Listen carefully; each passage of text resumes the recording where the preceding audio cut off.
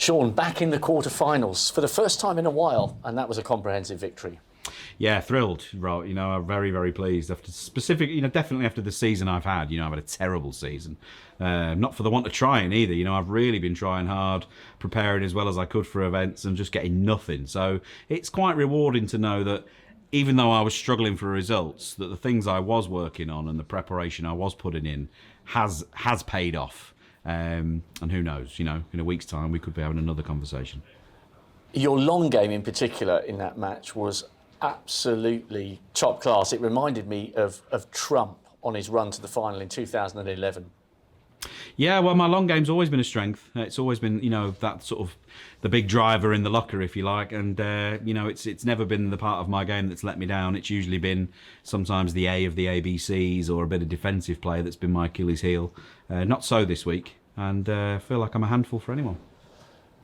Is it the occasion that's made it click? Because, it's a long time since you made a semi-European Masters at the start of the season. It has been a tough campaign since, but is it just a stage on which you love thriving? Yeah, as a 9-year-old boy, I came here and lived the dream of a massive snooker fan, and this was what got me hooked on the game. It literally, as the cliche goes, as a child, came to this very building, and so my love affair with snooker started. So to come here last year and play to nobody was very, very difficult, very, very challenging. And although obviously the crucible isn't full yet, playing in front of somebody is far better than playing in front of nobody. Yeah, and I definitely get that sense. When you come to the top of the stairs after your name's been called, I like the little bow to both sides of the arena. You in particular seem as though you really, really savour those moments, especially after the 8 months when we've been well looked after, but playing in front of nobody in Milton Keynes.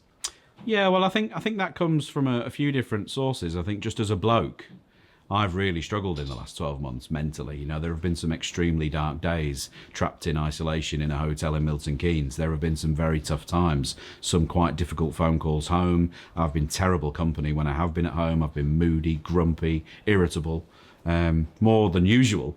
And it's shown. And I've kind of come here with a renewed, I suppose, gratitude for the position that I'm in as a sportsman, and that for each and every one of the ticket purchases this week that have made the effort to come. It's not simple, it's not straightforward to be here this week, as I well know, and so I'm grateful that they've all turned up, and it really has added something to my game. Well, if they were excited about your performance then, the match against Judd is going to be absolutely epic. I just checked, you knocked him out on his debut back in 2007, and then you had an epic quarter-final that went to a decider. Very even in terms of your head-to-head, but you're going to have to be on your A game to beat him and make the single table setup again. Absolutely. I mean, he looks like somebody who's, building through the event. That's what the greats always, did, certainly in the 90s and early 2000s, just peak towards the latter end of the tournament. And for me, I hope that, I'm able to sustain the barrage of attack that's likely to come. You love the big stage, you love the big opponents. Will you relish this challenge and this occasion? Yeah, I'm really excited about it, to be honest. It's great. If you're going to win tournaments like this, they've all got to get knocked out at some stage, and it may as well be in the next 2 days. Betfred, proud sponsor of the World Snooker Championship.